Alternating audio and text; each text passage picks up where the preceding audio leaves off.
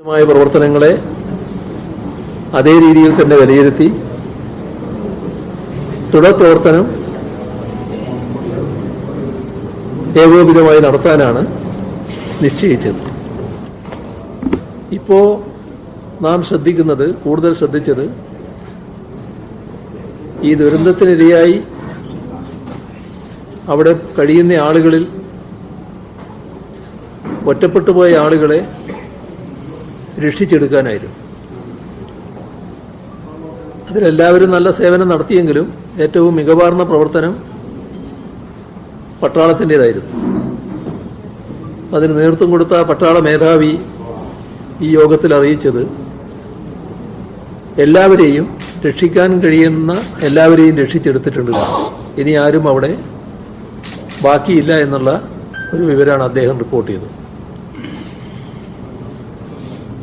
എന്നാൽ കാണാതായ ഒട്ടേറെ ആളുകളുണ്ട്. ഇപ്പോ മരണപ്പെട്ട ആളുകളെ നമുക്ക് കണ്ടെത്താനായി ഒരു ഭാഗം ചെതറിയ ശരീരമാണ് കിട്ടിയിട്ടുള്ളത്. ഇനിയും ആളുകളെ കണ്ടെത്താനുണ്ടാകുമെന്ന് തന്നെയാണ് പ്രതീക്ഷിക്കുന്നത്.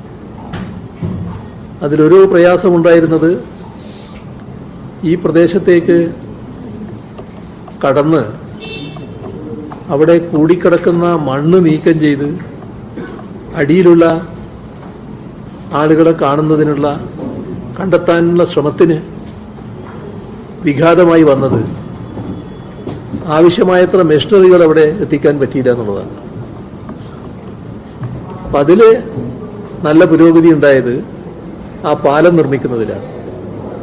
അപ്പോൾ ആ ബേലി പാലം ഇപ്പോൾ പൂർത്തിയായി കഴിഞ്ഞിട്ടുണ്ടാവും. അതാണ് അദ്ദേഹം റിപ്പോർട്ട് ചെയ്തത്.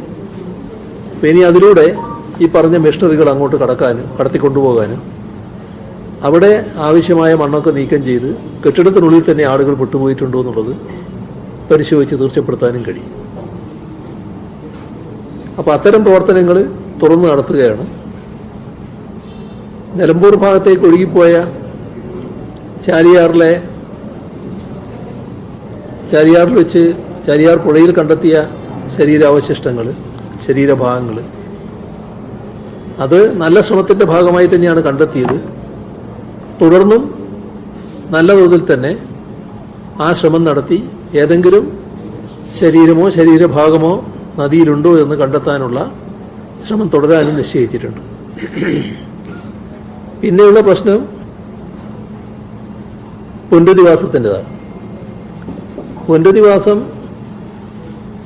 ഫലപ്രദമായി നടത്തേണ്ട ഒന്നാണ്.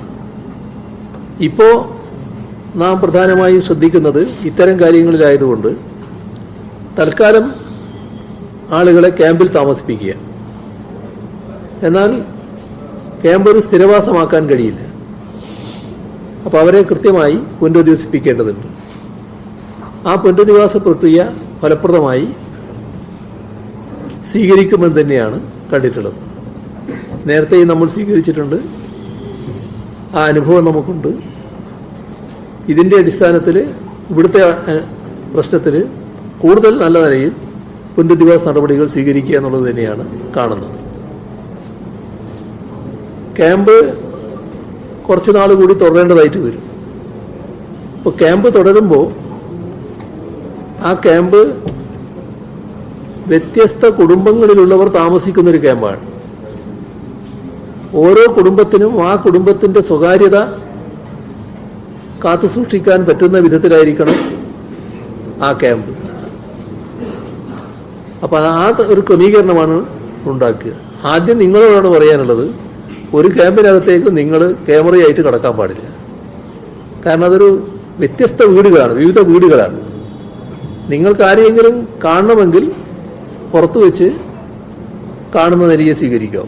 ക്യാമ്പിന് പുറത്തേക്ക് അവരെ ആരെങ്കിലും വിളിച്ച് കാണുന്നുണ്ടെങ്കിൽ കാണാം. അതേസമയം ക്യാമ്പിനകത്ത് താമസിക്കുന്ന ആളുകളെ കാണാൻ വരുന്നവരുണ്ടാവും. ആ കാണാൻ വരുന്നവരും ക്യാമ്പിനകത്ത് പോയി കാണാൻ പറ്റില്ല. കാരണം ക്യാമ്പിനകത്ത് ആ വീട് റിസപ്ഷൻ പോലൊരു സ്ഥലമൊരുക്കും, അവിടെ വെച്ച് കാണുക, സംസാരിക്കുക, തിരിച്ചു പോകുക. ഈ ക്രമീകരണം ഉണ്ടാക്കണമെന്നാണ് ഉദ്ദേശിക്കുന്നത്. ക്യാമ്പിനകത്ത് തദ്ദേശഭരണ സ്ഥാപനത്തിന്റെ പ്രതിനിധികളടക്കമുള്ള ജനപ്രതിനിധികൾ, അതേപോലെ ഉദ്യോഗസ്ഥ വൃന്ദം നല്ല രീതിയിൽ ചുമതലയെടുത്ത് പ്രവർത്തിക്കുന്നുണ്ട്. അവിടെ ആവശ്യമായ കാര്യങ്ങൾ സഹായിച്ച് എത്തിച്ചു കൊടുക്കാൻ അവർ നടപടികൾ എടുക്കുന്നുണ്ട്. നേരിട്ട് സഹായം കൊണ്ട് അങ്ങോട്ട് ചെന്നാൽ അവിടെ അനുവദിക്കാൻ പറ്റില്ല, അത് ശരിയായ രീതിയല്ല. അപ്പം അത്തരം കാര്യങ്ങൾ നിരുത്സാഹപ്പെടുത്തേണ്ടതാണ്. പിന്നീട് പ്രധാന പ്രശ്നമുള്ളത് കുട്ടികളുടെ വിദ്യാഭ്യാസമാണ്. കുട്ടികളുടെ വിദ്യാഭ്യാസത്തിന് ഒരു തരത്തിലുള്ള തടസ്സവും ഉണ്ടാകരുത് എന്നാണ് കണ്ടിട്ടുള്ളത്. നല്ല പ്രാമുഖ്യം അതിന് കൊടുക്കുകയാണ്. ഇപ്പോൾ ചെയ്യാൻ പറ്റുന്നത് കുട്ടി എവിടെയാണോ അവിടെ ഇരുന്നു കൊണ്ട് വിദ്യാഭ്യാസം കൊടുക്കുക എന്നുള്ളതാണ്. അതിനൊരു ക്രമീകരണം വിദ്യാഭ്യാസ ഡിപ്പാർട്ട്മെന്റും തദ്ദേശഭരണ സ്ഥാപനവും കൂടി ഉണ്ടാക്കണം. അത് തീരുമാനിച്ചിട്ടുണ്ട്. ചിലപ്പോൾ ആ കുട്ടി ആ വീട്ടിലായിരിക്കാം, ചിലപ്പോൾ അടുത്തുള്ള വീടുകളിലുള്ള കുട്ടികളെ ഒന്നിച്ചിരുത്താൻ പറ്റുമായിരിക്കും. ഇപ്പോൾ പെട്ടെന്ന് സ്കൂളിലേക്ക് പോകുക എന്ന് പറയുന്നത് പ്രായോഗികമാവില്ല. പക്ഷേ വിദ്യാഭ്യാസം മുടങ്ങാനും പാടില്ല. ആ തരത്തിലൊരു ക്രമീകരണം ഉണ്ടാക്കുക. പിന്നീട് സാധാരണ നിലക്കുള്ള ക്ലാസിന്റെ ക്രമീകരണങ്ങളിലേക്ക് കടക്കാമെന്നാണ് കണ്ടിട്ടുള്ളത്. ഏറ്റവും ഗുരുതരമായൊരു പ്രശ്നം ഏറ്റ മാനസികാഘാതമാണ്. അത് പ്രതീക്ഷിക്കാവുന്നതിനെല്ലാം അപ്പുറത്താണ്. അപ്പോൾ ആവശ്യമായത്ര കൗൺസിലിംഗ് അവർക്ക് നൽകണം തന്നെയാണ് കണ്ടിട്ടുള്ളത്. ഇപ്പോൾ വിവിധ മാനസിക വിദഗ്ധർ കൗൺസിലിംഗ് നൽകുന്നുണ്ട്. ഇനിയും ആളുകൾ വേണ്ടതായിട്ട് വരും. അതിന് പറ്റിയ ഏജൻസികളെ അടക്കം ഇതിന്റെ ഭാഗമാക്കി കാര്യങ്ങൾ നീക്കണമെന്ന് തന്നെയാണ് കണ്ടിട്ടുള്ളത്.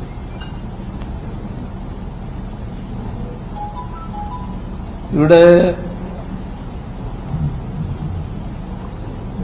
ആദിവാസി കുടുംബങ്ങൾ താമസിക്കുന്നുണ്ട്. അവരെ സ്നേഹപൂർവ്വം അവിടുന്ന് മാറ്റിക്കൊണ്ടുവരാൻ കഴിയുമെന്നുള്ളത് ശ്രമിക്കുന്നുണ്ട്. പക്ഷേ പലരും അതിന് താല്പര്യം പ്രകടിപ്പിക്കുന്നില്ല എന്നുള്ളൊരു അവസ്ഥയുണ്ട്. ആ ശ്രമം തുടരും. പക്ഷേ ഭക്ഷണം കൃത്യമായിട്ട് അവർക്ക് എത്തിക്കുക എന്നത് ഇതിന്റെ ഭാഗമായി തന്നെ നടപടികളായിട്ട് സ്വീകരിക്കുന്നുണ്ട്. അതിനകത്ത് നമ്മുടെ ട്രൈബൽ പ്രൊമോട്ടർമാരുണ്ട്. അവരെയും കൂടി അതിനായി പ്രത്യേകമായിട്ട് ഉപയോഗിക്കുക എന്നാണ് കണ്ടിട്ടുള്ളത്. ഇവിടെ നമ്മൾ കാണേണ്ടത് ഇപ്പോൾ ഒരു മഹാദുരന്തമാണ് സംഭവിച്ചത്. ഈ ദുരന്തത്തിൽ നിന്ന് വേറൊരു ദുരന്തത്തിലേക്ക് പോകാൻ പറ്റില്ല. ഇതിന്റെ ഭാഗമായി വരാനിടയുള്ള മറ്റൊരു ദുരന്തം പകർച്ചവ്യാധിയാണ്. അപ്പോൾ പകർച്ചവ്യാധി തടയുക എന്നുള്ളത് വളരെ പ്രധാനപ്പെട്ട കാര്യമാണ്. അതിനെല്ലാവരും സഹകരിക്കണം. അതിനാവശ്യമായ ആരോഗ്യവകുപ്പ് പുറപ്പെടുവിക്കുന്ന എല്ലാ മുന്നറിയിപ്പുകളും അംഗീകരിച്ചു പോകണം. ഇപ്പോ പോസ്റ്റ്മോർട്ടം നടക്കുന്ന സ്ഥലം, അവിടെ ആളുകൾ തടിച്ചുകൂടരുത്, അത്തരം കാര്യങ്ങളൊക്കെ ഒഴിവാക്കുന്ന നില സ്വീകരിക്കണം. ഇപ്പോ രാഷ്ട്രീയ പാർട്ടികളുടെ യോഗത്തിൽ വന്നൊരു നിർദ്ദേശം, ഈ ബോഡി തിരിച്ചറിയുന്ന ബന്ധുക്കൾ ചെല്ലുകയാണ്. അവിടെയും അനാവശ്യമായിട്ട് ആളുകൾ തള്ളിക്കയറുകയാണ്.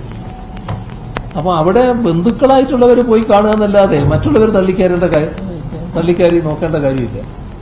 അപ്പൊ അത്തരത്തിലുള്ളൊരു ക്രമീകരണം പൊതുവെ നമ്മൾ ഏർപ്പെടുത്തേണ്ടതായിട്ടുണ്ട്. ഇതിന്റെ ഭാഗമായി തന്നെ മനുഷ്യർ മാത്രമല്ല, ധാരാളം വീട്ടുമൃഗങ്ങൾ ചത്തൊടുങ്ങിയിട്ടുണ്ട്. അപ്പോൾ അത് കൃത്യമായി സംസ്കരിച്ചില്ലെങ്കിൽ അതിന്റെ ഭാഗമായി വരുന്ന ദുരന്തവും അതും കൃത്യമായി സംസ്കരിക്കാനാവണമെന്ന് കണ്ടിട്ടുണ്ട്. ഇവിടെ ഈ പ്രവർത്തനം ഏതാനും ദിവസം കൊണ്ടോ ഏതാനും ആഴ്ച കൊണ്ടോ നമുക്ക് പൂർണ്ണമായി പരിഹരിക്കാൻ കഴിയുന്നൊരു കാര്യമല്ല. കുറച്ചു നാളെടുത്ത് ഈ പ്രശ്നമാകെ പരിഹരിക്കേണ്ടതായിട്ട് വരും. അപ്പം അതിന് നിങ്ങൾക്കെല്ലാവർക്കും അറിയാം, ഇപ്പൊ തന്നെ ഒരു 12ഓളം മന്ത്രിമാരിവിടെ ക്യാമ്പ് ചെയ്യുന്നുണ്ട്. പക്ഷെ എല്ലാവരും സ്ഥിരമായിട്ട് ക്യാമ്പ് ചെയ്യാന്ന് പറയുന്നത് പ്രായോഗികമായിട്ടുള്ള കാര്യമല്ല. പക്ഷെ ഞങ്ങളതിൽ കാണുന്നത് ഒരു മന്ത്രിസഭാ ഉപസമിതി ഇവിടെ പ്രവർത്തിക്കുക എന്നുള്ളതാണ്. അപ്പൊ അതില് റവന്യൂ മിനിസ്റ്റർ, നമ്മുടെ വനം വകുപ്പ് മന്ത്രി, PWD ടൂറിസം മന്ത്രി, SC/ST മന്ത്രി, ഇങ്ങനെ 4 മന്ത്രിമാരടങ്ങുന്ന ഒരു മന്ത്രിസഭാ ഉപസമിതി ഇവിടെ പ്രവർത്തിക്കുന്നതായിരിക്കും. ഇതിന്റെ കാര്യങ്ങൾ തുടർന്ന് ഏകോപിച്ച് കൊണ്ടുപോകുന്നതിനായിരിക്കും. അതോടൊപ്പം ഇപ്പൊ തന്നെ പ്രത്യേക ചുമതലയായി ഇവിടെ ശ്രീറാം സാംബശിവറാവു IAS ചുമതലയേറ്റ് പ്രവർത്തിക്കുന്നത്. അദ്ദേഹം തുടരും. കൗശികൻ ഡിസാസ്റ്റർ മാനേജ്മെന്റിന്റെ ഭാഗമായി ഇവിടെ എത്തിയിട്ടുണ്ട്. അദ്ദേഹത്തിന്റെ സഹായവും ഇവിടെ തുടരുന്നതാണ്. ആ തരത്തിലൊരു മന്ത്രിസഭാ ഉപസമിതി ഇവിടെ ഫലപ്രദമായി പ്രവർത്തിക്കണം എന്നാണ് കണ്ടിട്ടുള്ളത്. നമ്മുടെ ഈ ദുരന്തത്തിന്റെ ഭാഗമായി വീടാകെ നഷ്ടപ്പെട്ടു പോയപ്പോൾ സർട്ടിഫിക്കറ്റുകൾ നഷ്ടപ്പെട്ടു പോയ ആളുകളുണ്ടാവും. ആ സർട്ടിഫിക്കറ്റുകൾ നേരത്തെയും ഇത്തരം ചില ദുരന്തങ്ങൾ നഷ്ടപ്പെട്ടു പോയത് നമ്മൾ പുനഃസൃഷ്ടിച്ചു കൊടുത്തിരുന്നു. ആ നടപടികൾ സ്വീകരിക്കുന്നതാണ്.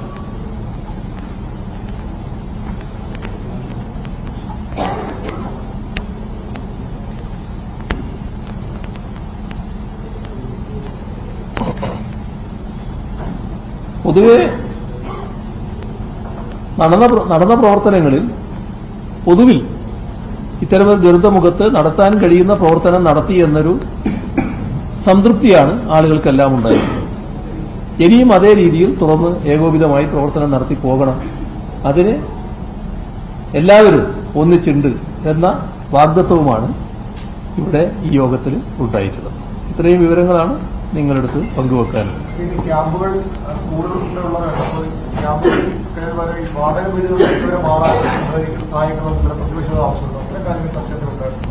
അത് ഈ ഇവിടെ തന്നെ അഭിപ്രായങ്ങൾ വന്നു. വാടക വീട് അത്രയധികം കിട്ടാൻ ഇവിടെ ഉണ്ടാവില്ല എന്നൊരു അഭിപ്രായം തന്നെ വന്നു. അതൊക്കെ നമ്മൾ ഭാവിയിൽ ചെയ്യേണ്ട കാര്യങ്ങളാണ്. ഞാൻ പറഞ്ഞല്ലോ, പുനരധിവാസവുമായി ബന്ധപ്പെട്ട നടപടികളുടെ ഭാഗമാണത്.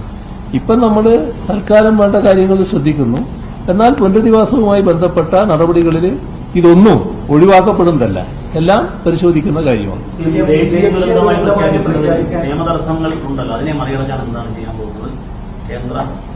അല്ല, അത് മറികടക്കേണ്ടവരാണല്ലോ മറികടക്കേണ്ടത്. നമ്മൾ ദേശീയ ദുരന്തമാക്കണമെന്ന് ആവശ്യപ്പെട്ടിട്ടുണ്ട്. ആ ആവശ്യം നമ്മൾ ഉന്നയിച്ചു കഴിഞ്ഞിട്ടുണ്ട്. അല്ല, തടസ്സക്കാരല്ലേ അത് പറയേണ്ടത്. ഞങ്ങൾ ഇപ്പൊ തടസ്സമായിട്ടല്ല പറയുന്നത്. ഇത് വേണമെന്നല്ല, വേണമെന്ന് ആവശ്യപ്പെട്ടിട്ടുണ്ട്. ഇപ്പൊ നടന്നുകൊണ്ടിരിക്കുകയാണ് തെരച്ചിൽ. തെരച്ചിലിന്റെ ഭാഗമായിട്ട് ശരീരങ്ങൾ കിട്ടിക്കൊണ്ടിരിക്കുകയല്ലേ. അപ്പോൾ ആ ശ്രമം തുടരേണ്ടതുണ്ട്. ഇപ്പൊ ഞാൻ പറഞ്ഞില്ലേ, ഒരു പ്രദേശത്ത്, ആ പ്രദേശത്ത് മണ്ണിങ്ങനെ അടിഞ്ഞു കിടക്കുന്നു. അത് അതിന്റെ കെട്ടിടങ്ങളുണ്ട്, ആ കെട്ടിട അവശിഷ്ടങ്ങളുണ്ട്, അതിനടിയിൽ ആളുകളുണ്ടോ എന്നുള്ളത് ഇതെല്ലാം നോക്കണ്ടേ. ഇപ്പോഴല്ലേ മെഷീനറി അങ്ങോട്ട് നീങ്ങുന്നുള്ളൂ. ആ പ്രവർത്തനങ്ങൾ തുടരും.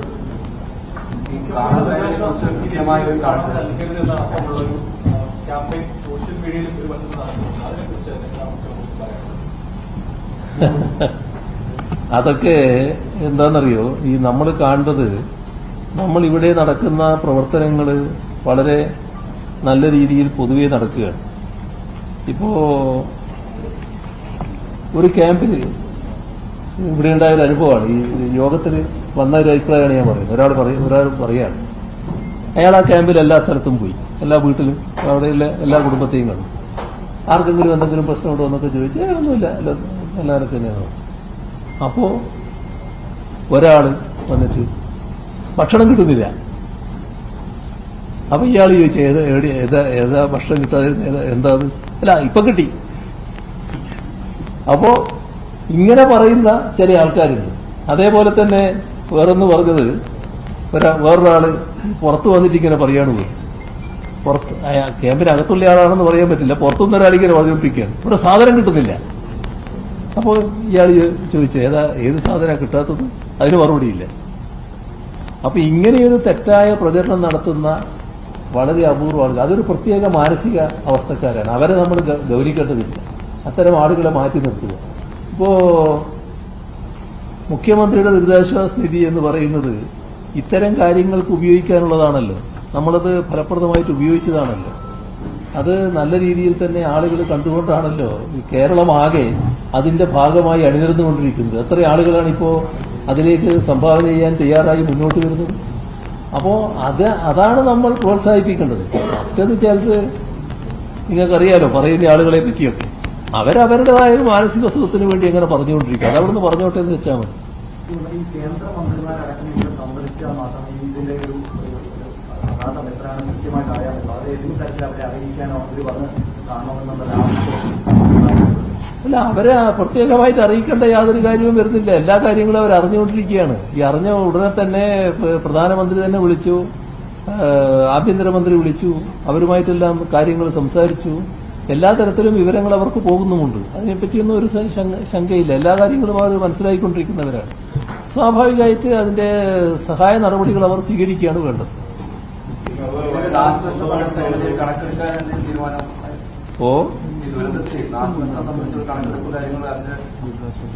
അതൊക്കെ ഇതിന്റെ സാധാരണ നടപടിക്രമല്ലേ.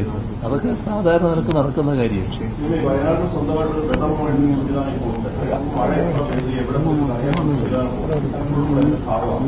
ഈ സംവിധാനത്തിൽ ഇപ്പോൾ 500 അതനുസരിച്ച് ആക്ട് ചെയ്യുന്നതിന് സ്വകാര്യ ഏജൻസിയും സംസ്ഥാനം ഉൾപ്പെടെ നടത്തുന്ന സംവിധാനമാണ്.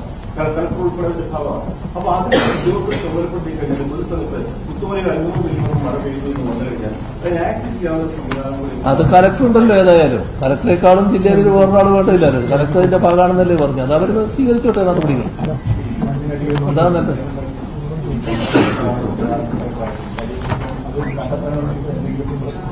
അപ്പോ ബാക്കി കാര്യങ്ങളെല്ലാം വ്യക്തമല്ലോ. നമുക്ക് അവസാനിപ്പിക്കാം.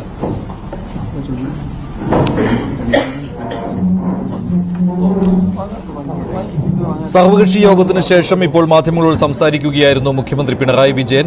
അവിടെ രക്ഷാപ്രവർത്തനങ്ങൾ ഏകോപിപ്പിക്കുന്ന കാര്യമാണ് അദ്ദേഹം പറഞ്ഞത്. രക്ഷാദൌത്യം തുടരുകയാണ്. അതേസമയം രക്ഷപ്പെടുത്താൻ സാധ്യമായവരെ രക്ഷപ്പെടുത്തി എന്ന് പട്ടാളം അറിയിച്ചതായി മുഖ്യമന്ത്രി പറയുകയാണ്. അതോടൊപ്പം തന്നെയാണ് കുടുങ്ങിക്കിടക്കുന്നവരെ പുറത്തെത്തിക്കുവാനുള്ള ശ്രമം തുടരും എന്ന് സൈന്യം അറിയിച്ച കാര്യവും അദ്ദേഹം വ്യക്തമാക്കുന്നത്. ഇതിനായി തെരച്ചിൽ എത്ര ദിവസം വേണമെങ്കിലും തുടരുവാനാണ് നിർദ്ദേശം നൽകിയിരിക്കുന്നത്. അതുപോലെ തന്നെ ശരീരഭാഗങ്ങൾ കണ്ടെടുക്കുന്നതിനുമുള്ള ശ്രമങ്ങൾ തുടരും. ചാലിയാർ പുഴയിലും തിരച്ചിൽ തുടരുമെന്ന് മുഖ്യമന്ത്രി പറഞ്ഞു. പുനരധിവാസ ക്യാമ്പിന്റെ പ്രവർത്തനങ്ങളും അദ്ദേഹം വിശദീകരിക്കുകയാണ്. അതോടൊപ്പം തന്നെ ദുരിതാശ്വാസ നിധിയിലേക്ക് സഹായം കിട്ടുന്നുണ്ടെന്ന കാര്യവും മുഖ്യമന്ത്രി ഇപ്പോൾ മാധ്യമങ്ങളോട് പറയുകയായിരുന്നു. മന്ത്രിസഭാ ഉപസമിതി വയനാട്ടിൽ തുടരും. 4 മന്ത്രിമാർ രക്ഷാപ്രവർത്തനങ്ങൾക്ക് ഏകോപനം നൽകുന്നതിന് വേണ്ടി വയനാട്ടിൽ തുടരുവാനാണ് നിർദ്ദേശം നൽകിയിരിക്കുന്നത്. ഇപ്പോൾ കാണുന്ന മറ്റൊരു ദൃശ്യം ബെയ്ലി പാലത്തിന്റെ നിർമ്മാണമാണ്. അന്തിമഘട്ടത്തിൽ ആയിക്കഴിഞ്ഞു. അവിടെ ബെയ്ലി പാലം പ്രവർത്തനക്ഷമമായിരിക്കുകയാണ്. സൈന്യത്തിന്റെ അശ്രാന്ത പരിശ്രമമാണ് ഇങ്ങനെ ബെയ്ലി പാലം മണിക്കൂറുകൾക്കുള്ളിൽ പൂർത്തിയാകാൻ സാധ്യമായ കാര്യങ്ങൾ ചെയ്തത്. അവിടെ അല്പസമയത്തിനകം തന്നെ അങ്ങോട്ട് ചൂരൽമലയിൽ നിന്ന് മുണ്ടക്കൈയിലേക്ക് ഗതാഗത സംവിധാനങ്ങൾ ശരിയായ രീതിയിൽ കൊണ്ടുവരാൻ പോവുകയാണ്. അങ്ങനെ രക്ഷാപ്രവർത്തനങ്ങൾക്ക് ആവശ്യമായ രീതിയിലുള്ള യന്ത്രസാമഗ്രികൾ പോലും മറുകരയിലേക്ക് എത്തിക്കുവാൻ ബെയ്ലി പാലത്തിലൂടെ സാധിക്കുമെന്നതാണ്. അതിനാൽ തന്നെ രക്ഷാദൌത്യം കുറച്ചുകൂടി വേഗത്തിലാക്കുവാനും ഇതുവഴി സാധ്യമാകും. അല്പസമയത്തിനുള്ളിൽ തന്നെ ബെയ്ലി പാലത്തിലൂടെയുള്ള സഞ്ചാരം തുടങ്ങുവാൻ പറ്റും എന്ന് തന്നെയാണ് ഇപ്പോൾ കരുതുന്നത്. ഇന്നലെ